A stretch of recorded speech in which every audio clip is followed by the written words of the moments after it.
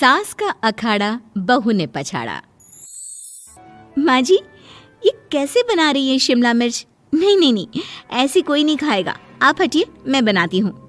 कोई नहीं खाएगा? अरे तेरे मायके वालों के लिए नहीं बना रही हूँ, अपने पति, बेटे और बेटी के लिए बना रही हूँ।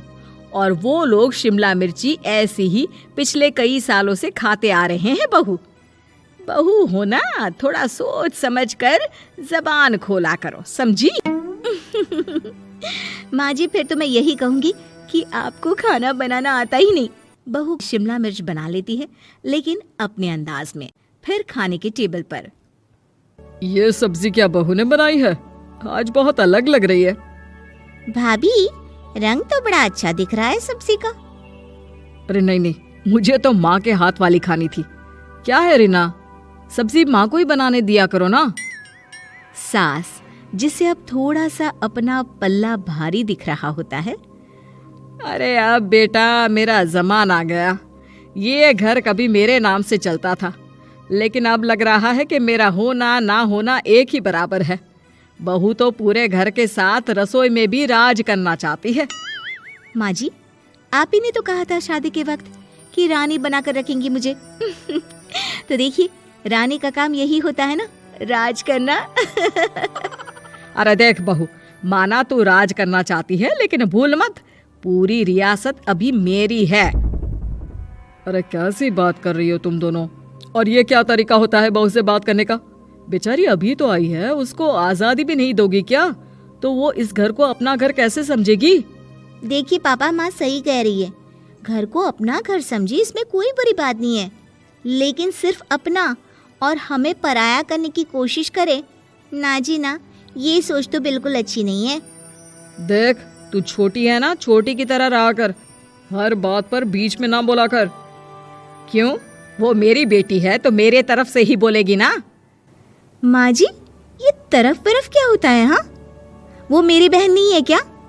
मैं मानती हूँ कि आज मैंने सब्जी बना दी, लेकिन थोड़ा खाने में बदलाव करना हम स्त्रियां भी तो जानती हैं और चाहती भी हैं। तो इसका मतलब ये तो नहीं कि घर के खाने की कोई वैल्यू ही नहीं है। देख, मैं कोई बहस नहीं करना चाहती, जाओ खाना खा लो। सभी खाना खाने बैठ जाते हैं। अगले रोज, माँ जी प्लीज, ये आस पड़ोस वालों को बोलिए ना, मुंह उठाकर घर में मत आ जाया करे। अरे किसी के घर आने जाने का कुछ वक्त तो होना चाहिए। यहाँ तो सारा दिन मानो लोगों ने धर्मशाला बनाकर रखी है। बहू, वो हम लोगों के परिवार जैसे हैं, पिछले 25 साल से हमारे साथ है। और ये मेरा घर है, यहाँ कौन आएगा कौन नहीं ये तू कैसे डिसाइड करेगी? और हाँ, तुझे अगर पसंद नहीं ना तो अपने कमरे में चली जाया कर। वो लोग बात ही कर रहे होते हैं कि पड़ोसन आ जाती है। अरे बहन, हम लोगों ने जागरण रखा है माता का आज रात, सुबह का भंडारा भी, तो बहू रानी को लेकर आना। आना हाँ बिटिया? अच्छा चलती हूँ, और घरों में भी निमंत्रण देना है। अरे हाँ हाँ, हम जरूर आ जाएंगे। वैसे किस किस को बुला रही हूँ? वो तुम्हारी ननद और भाभी भी आ रहे हैं क्या? माँ, क्या आप इनके पूरे खानदान को जानती हैं? अरे भाभी ने ही तो मेरी ननद की शादी की पूरी तैयारियां कराई थी, और मेरे मायके में भी पापा की मौत के बाद वहाँ रहकर इन्होंने ही मुझे संभाला था। इतना तो कोई किसी के लिए नहीं करता। अच्छा, मैं ना फल दे जाऊंगी, काट देना भाभी, मैं दूसरे काम पूरे कर लूंगी। मेरी तो तबीयत खराब है माँ जी, आप ही काट देना सारे फल। मैं रात का खाना भिजवा दूंगी, परेशान ना होना। हाँ? अरे नहीं नहीं, हम लोग बना लेंगे, 4 लोगों का खाना तो बनाना है। अरे नहीं नहीं, आप फल पर लग जाओगी, और बहू की तबीयत भी ठीक नहीं, खाना मैं ही भिजवा दूंगी। पड़ोसन चली जाती है और सास बहू की तरफ देखती है। देखा, जिसे तू धर्मशाला बोल रही थी वो कितने अपने हैं।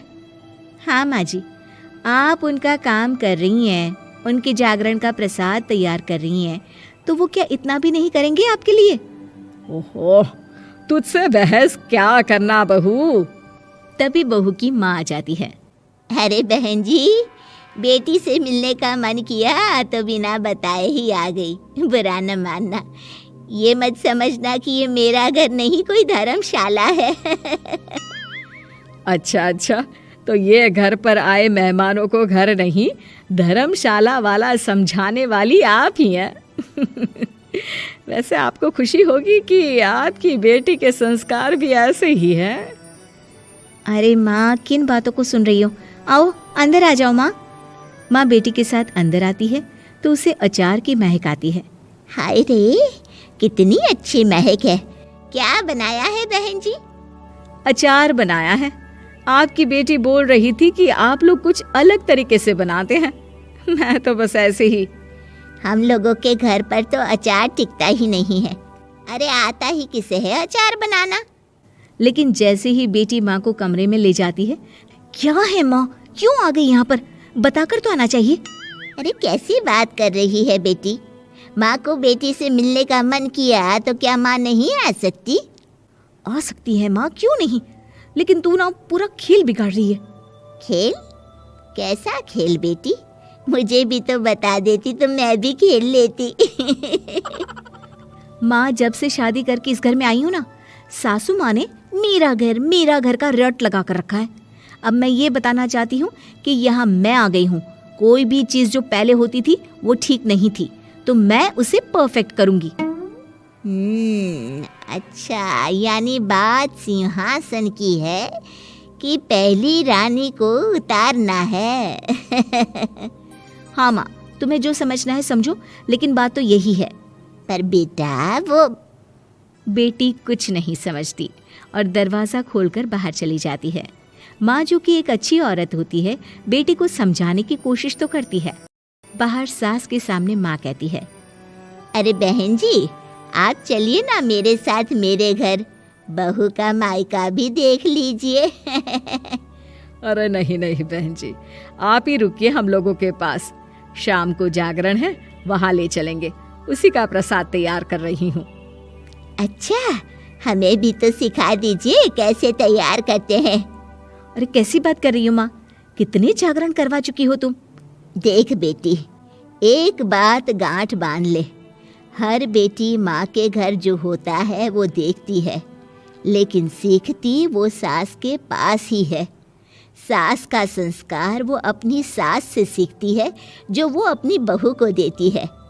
तो बेटी, यहाँ के रीति रिवाज, रहन सहन, बोली भाषा अपनी है, जिसे तुझे ना सिर्फ फॉलो करना है बल्कि सीखना भी है। और जहाँ तक सवाल है पूरे घर की रानी बनने का, तो जब तक तेरी सास महारानी है, तू रानी ही तो रहेगी। क्यों बेटा? बहू माँ की बात समझ जाती है और सास भी बहू की माँ का मन ही मन शुक्रिया अदा करती है।